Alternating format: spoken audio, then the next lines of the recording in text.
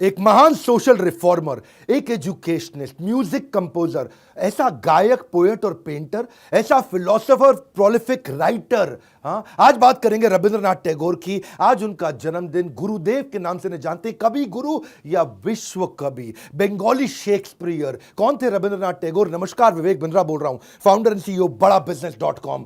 Supremely talented, legendary figure, polymath, cultural icon, incredibly gifted, master of philosophy, master of metaphor. ये एक truly gifted व्यक्ति, exceptional brain. चित्रकारी करी तो 2300 painting बना दी। ड्राइंग और पेंटिंग पूरे यूरोप के अंदर एग्जीबिशन में लगाई जाती थी।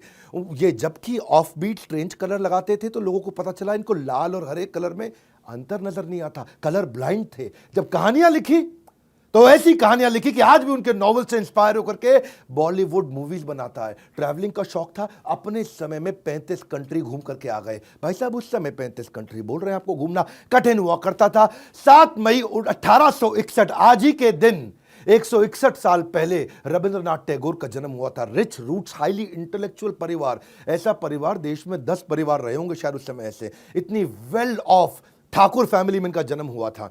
ठाकुर इनका सरनेम था। अंग्रेज ठाकुर ठाकुर बोल नहीं पाते थे, ठाकुर ठाकुर टैगोर हो गया, वो वहां से टैगोर होने लगा। और रविंद्रनाथ ठाकुर उस समय बन गए रविंद्रनाथ टैगोर।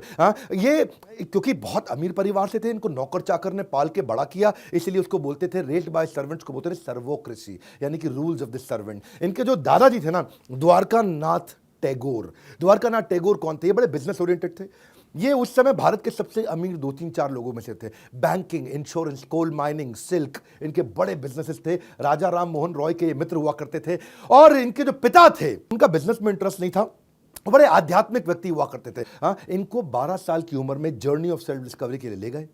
रविंद्रनाथ टैगोर छोटे से 12 साल की उम्र में सेल्फ रियलाइजेशन के लिए शांति निकेतन ले गए, हिमालय ले गए इनर पीस के लिए, मन की शांति के लिए। इतना ही नहीं, नॉर्थ में फिर गोल्डन टेम्पल ले गए अमृतसर में, जहां सारा दिन ये गुरबानी सुना करते थे। दिन में 8-8, 10-10 घंटे बैठ करके गुरबानी सुना करते थे। गुरबानी के जो कीर्तन था ना, उसी से इंस्पायर्ड होकर उन्होंने बाद में म्यूजिक भी लिखा काफी। और स्पिरिचुअल टेक्स्ट तो ऐसे पढ़ाए गए इनको, रामायण, उपनिषद, वेदास बचपन से उन्होंने पढ़ लिए। इनके जो बड़े भाई थे वो भी अद्भुत थे, कम नहीं थे। सत्येंद्रनाथ टैगोर ये पहले भारतीय थे जिन्होंने आईएएस की परीक्षा, जिसको उस समय आईसीएस कहा जाता था, उसके लिए लंदन, इंग्लैंड में पेपर देने जाना चाहता था। कि वो पहले भारतीय क्यों थे? वो इसलिए पहले भारतीय थे क्योंकि उस समय पास होना बहुत मुश्किल था, उस समय एग्जाम देना मुश्किल था। 23 साल की उम्र का कट ऑफ था उस समय, लंदन जाना पड़ता था और सारा सिलेबस जो था यूरोपियन क्लासिक्स के ऊपर था। पूरा परिवार बड़ा अद्भुत। और इनको जो स्कूल में जब डाला गया, इनका पढ़ाई में मन नहीं लगता था, इनको ट्रेडिशनल पढ़ाई पसंद नहीं थी। एक ऐसे स्कॉलर, एक ऐसे एजुकेशनिस्ट जो खुद कभी पढ़े ही नहीं, कैलकाटा अकेडमी गए,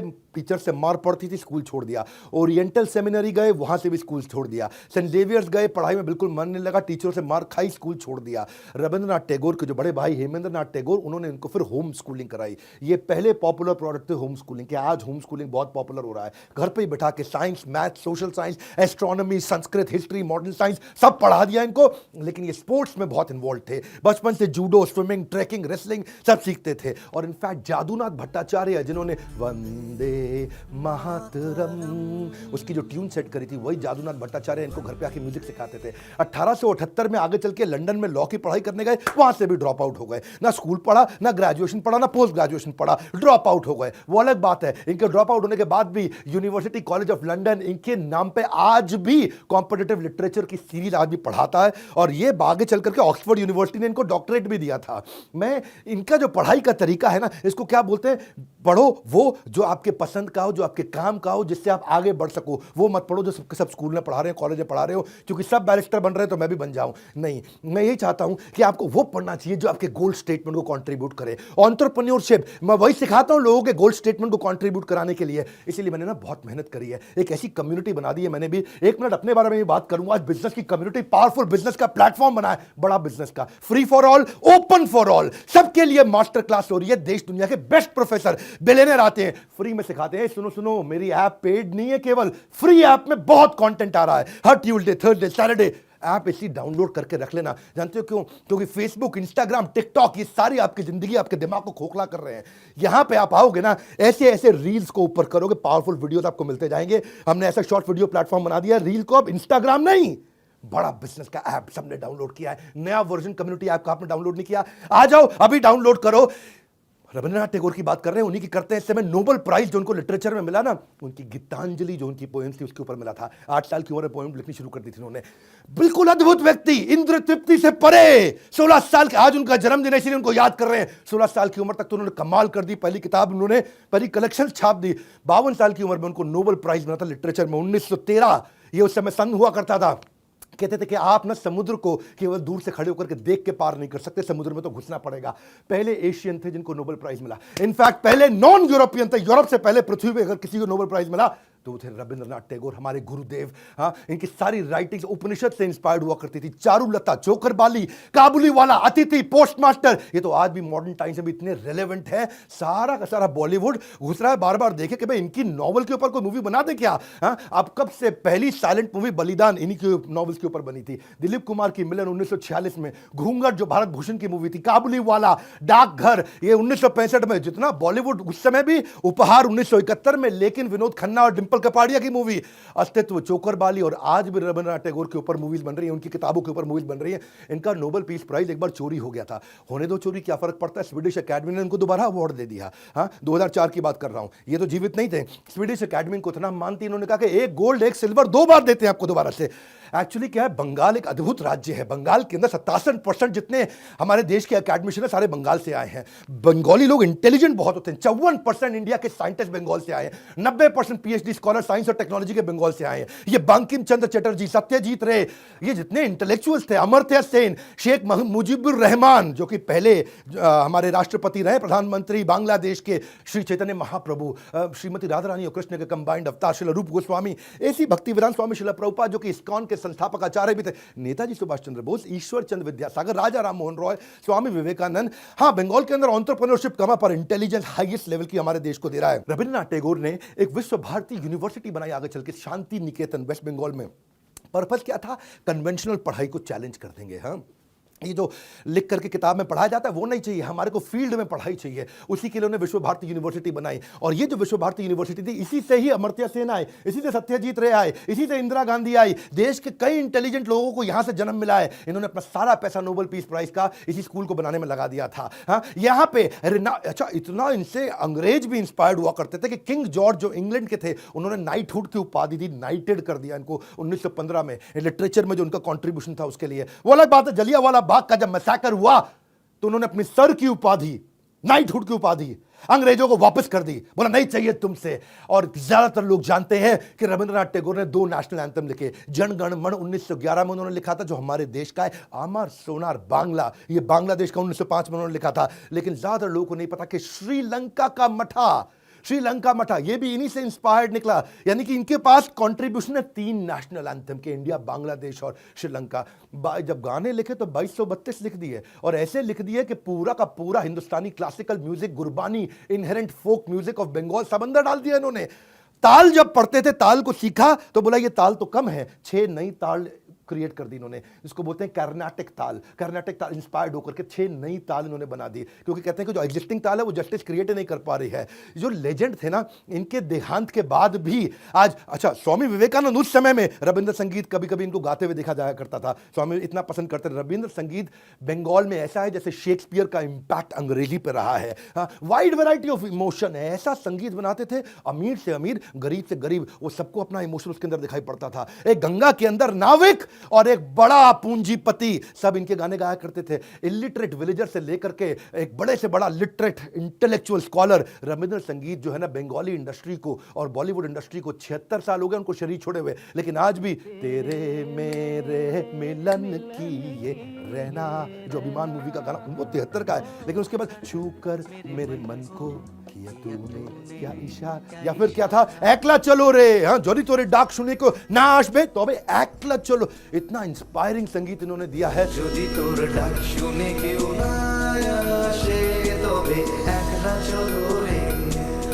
अच्छा, गांधी से इनका झगड़ा चलता था, गांधी से इनकी बनती नहीं थी और बनती भी थी। ये बड़ा कमाल का रिलेशनशिप होता है, क्योंकि गांधी थे नेशनलिस्टिक और ये थे ह्यूमैनिटेरियन। हाँ, गांधी क्या कहते थे, अपना देश ही सब कुछ है, अपना देश ही सब कुछ, अपने देश के लिए सब कुछ करो। ये कहते थे मानवता के लिए सब कुछ करो, ह्यूमन। हाँ, ये तो दरारे देश की आज ये हैं, कल बदल जाएंगे, परसों फिर बदल जाएंगी। ये दरारें हमसे, मैंने और आपने डाली हैं। गांधी बोलते थे कोई बात नहीं, आप अपनी मातृभाषा का सम्मान करें, हिंदी में भाषण दें। हाँ, आप अंग्रेजी में क्यों बोलते हैं? तो ये बोलते थे कि जिसको जो भाषा समझ में आती मैं उसमें बोलूंगा। ये ना अपने समय में 2 कदम आगे चला करते थे। ये इंटरनेशनलिज्म में बिलीव करते थे, गांधी नेशनलिज्म में बिलीव करते थे। ये कहते थे इंसान किसी भी देश का हो, उसकी रक्षा करना हमारी जिम्मेदारी है। हाँ, टैगोर कहते थे भाषण देना जरूरी नहीं है, बात को लोगों तक पहुंचाना जरूरी है, हिंदी जरूरी नहीं है। जवाहरलाल नेहरू बोलते थे कि कोई भी 2 व्यक्ति पूरी पृथ्वी पे इतना ज्यादा एक दूसरे से अलग विचार कभी नहीं रखते होंगे, और रखने के बावजूद एक दूसरे के प्रति इतना प्रेम तो हो ही नहीं सकता रख सके। हाँ, ऐसे रविंद्रनाथ टैगोर बोलते थे कि friendship between us is richer because of the intellectual differences between us. हाँ, हम दोनों में वैचारिक मतभेद है, लेकिन एक दूसरे के प्रति सम्मान की कोई कमी नहीं है। गांधी बोलते थे चरखा चलाओ, अपना कपड़ा खुद बनाओ। ये बोलते थे हर आदमी चरखा चलाएगा तो देश आगे कैसे बढ़ेगा। इन्होंने किताब लिख डाली द कल्ट ऑफ चरखा, चरखे के नुकसान। ये बोलते थे चरखा महंगा पड़ता है, विदेशी कपड़े सस्ते पड़ते हैं, वो भी ले लो।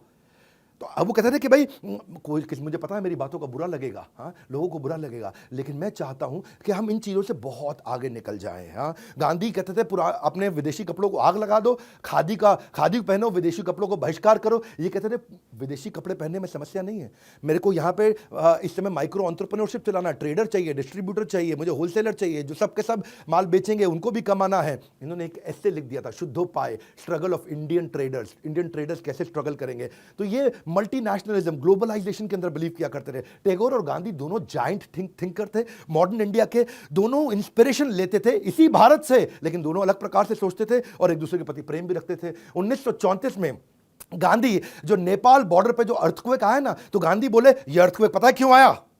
ये अर्थक्वेक इसलिए आया क्योंकि आप जात पात का, अछूत का भेदभाव करते हैं, इसलिए देवी शक्ति नाराज हो गई है, इसलिए ये अर्थक्वेक आया। टैगोर खुंदक खा गए, बोले कमाल हो गया गांधी जी, इतना नॉन साइंटिफिक। हाँ, ये अछूत के चक्कर में अर्थक्वेक आ गया, ऐसे थोड़ी है। तो मैं तो बहुत हैरान हूं गांधी जी का पत्र पढ़ के। ऐसा बोले टैगोर कि गांधी जी जैसा पढ़ा लिखा व्यक्ति भी ऐसे गैर वैज्ञानिक सोच रख सकता है। तो इनमें बड़े बहुत मतभेद हुआ करता था। 1936 में रविंद्रनाथ टैगोर थिएटर के अंदर डांस ड्रामा किया करते थे। एक बार की कहानी बता रहा हूं, और वो अपना फंड इकट्ठा करने के लिए करते थे। विश्व भारती शांति निकेतन जिन्होंने स्कूल यूनिवर्सिटी बनाया था। गांधी एक बार धर्मपत्नी के साथ गुरुदेव का वो नाटक ड्रामा देखने के लिए कोलकाता में गए, और गांधी वहां बैठकर के सामने देखे ड्रामा नाटक बहुत अच्छा, लेकिन उन्होंने उनको बोला कि यार तुम्हारी उम्र 75 साल हो गई, तुम इस उम्र में क्यों इतना मेहनत करते हो? नाटक, ड्रामा, एक्टिंग, लेखन, ये सब क्यों करते हो? अब आराम करो, अपने जीवन में 75 साल के हो चुके हो। हाँ, तो उस पर उन्होंने जवाब दिया कि नहीं, मुझको पैसे की ज़रूरत है, मैं फंड रेज कर रहा हूँ, मुझे ये शांति निकेतन को बड़ा करना है, मुझे स्कूल की पढ़ाई के तरीकों को बदलना है। तो गांधी ने बोला कोई बात नहीं, ये सब मत करो। गांधी ने अपने कई इनके फॉलोअर्स हुआ करते थे, उसमें एक अंग्रेज बिजनेसमैन फॉलोअर, उसको बोल के इनको 60,000 रुपये का डोनेशन दिलाया, और फिर इन्होंने अपना स्कूल चलाया। तो गांधी और टैगोर आपस में एक दूसरे के खिलाफ थे, पर जब मदद करने की बारी आती थी तो हमेशा एक साथ थे। और गांधी को महात्मा टाइटल भी इन्होंने दिया, और इनफैक्ट देश नायक का भी टाइटल जो नेताजी सुभाष चंद्र बोस को, वो भी टैगोर ने दिया, और वाइस वर्सा गांधी भी इनको गुरुदेव कह के बुलाया करते थे। कई ऑनर्स हुए इनके नाम पे। आज भी गॉर्डन स्क्वायर लंदन के अंदर प्रिंस चार्ल्स की 150वीं इनकी अपनी बर्थ एनिवर्सरी पे इनका स्टैचू बनाया गया। इजराइल ने टेल अवीव के अंदर एक सड़क इनके नाम पर रख दी, जिसका नाम रखा उन्होंने रेहॉव स्ट्रीट, मतलब एक ऐसा टेल अवीव के अंदर सड़क बना दी इनके नाम की। रविंद्र सेतु कोलकाता में, इतना कुछ है इनके नाम पे। श्रीलंका के अंदर एक बहुत बड़ा मेमोरियल ऑडिटोरियम है इनके नाम पे। विश्व कवि रविंद्रनाथ टैगोर बांग्लादेश में इनके नाम पे सैकड़ों अवार्ड्स भी हैं। Rabindranath Tagore literacy prize, literary prize, Tagore Ratna, कई तरह के अवार्ड हैं। यूनिवर्सिटीज, बांग्लादेश की रविंद्र यूनिवर्सिटी, रविंद्र मैत्री यूनिवर्सिटी, या मॉरिशस की रविंद्रनाथ टैगोर स्कूल यूनिवर्सिटी, ये सब कुछ इन्हीं के नाम पे बनाए गए हैं। इनफैक्ट पोर्ट ब्लेयर के अंदर भी टैगोर गवर्नमेंट कॉलेज इनके नाम पे है। और इनके बारे में अगर मैं सब कुछ एक वीडियो में बता दूं तो ऐसा है कि पूरे के पूरे संसार को एक बोतल में डाल देना, पूरा संसार एक बोतल में आ नहीं सकता है। रविंद्रनाथ टैगोर ऐसे महान व्यक्ति कई सदियों में एक बार आते हैं, और यही मेरा प्रयास रहता है आपको वो पावरफुल कंटेंट लाके देना, छोटे वीडियो के अंदर सॉलिड कंटेंट। इनफैक्ट छोटे वीडियो के अंदर सॉलिड कंटेंट में मैं अब आपको देने जा रहा हूं बिजनेस का ब्रह्मास्त्र। एक अपनी तरफ से गुड न्यूज भी दे देता हूं, 7 वंडर्स ऑफ द वर्ल्ड। आप वॉनरप्रेन्योर, सोलोप्रेन्योर, एंटरप्रेन्योर कुछ भी हो, मैं आपको fast track MBA crash course दे रहा हूं। Hey guys, come on, listen to me. Fast track MBA crash course. हाँ, MBA का क्रैश कोर्स आपको जो दे रहा हूँ 300 से ज़्यादा स्ट्रैटेजी, सारी इंडस्ट्री, सारे फंक्शन, सारे स्टेजेस, आप कुछ भी करते हो।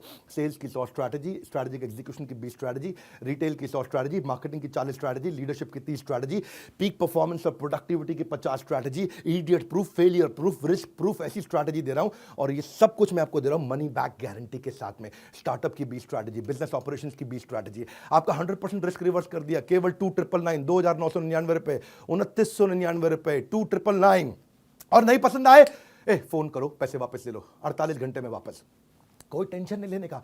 लो प्राइस गारंटी तो है ये, दुनिया में इतने सस्ती फास्ट ट्रैक एमबीए कोर्स दुनिया में कोई नहीं करा सकता। Lowest price guarantee, free service guarantee, कुछ समझ में ना आए तो कॉल कर सकते हो।